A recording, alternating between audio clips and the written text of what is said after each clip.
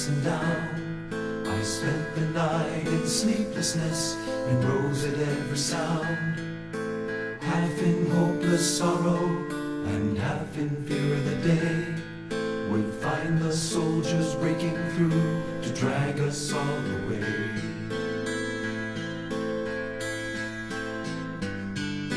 Just before the sunrise, I heard something at the wall. The gate began to rattle and the voice began to call. I hurried to the window, looked down into the street, expecting swords and torches and the sound of soldiers' feet. There was no one there but Mary, and so I went down to let her in. John stood there beside me as she told us where she'd been. She said they moved him in the night and none of us knows where. The stone's been rolled away and now his body isn't there. We both ran towards the garden, then John ran on ahead. We found the stone and the empty tomb just the way that Mary said. But the winding sheet they wrapped him in was just an empty shell, and how or where they'd taken him was more than I could tell.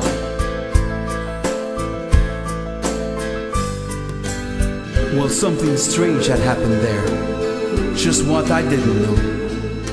John believed the miracle, but I just turned to go.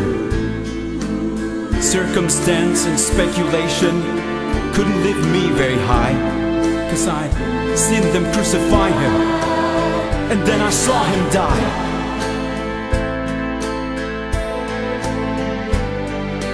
Back inside the house again, the guilt and anguish came. Everything I'd promised him just added to my shame. When at last it came to choices, I denied I knew his name. I denied I knew his name. Even if he was alive, it wouldn't be the same. But suddenly the air was filled with a strange and sweet perfume, light that came from everywhere, drove shadows from the room. Jesus stood before me with his arms held open wide, and I fell down on my knees and just clung to him and cried. He raised me to my feet, and as I looked into his eyes, love was shining out from him like sunlight from the skies. Guilt and my confusion disappeared in sweet release. Every fear I'd ever had just melted into peace.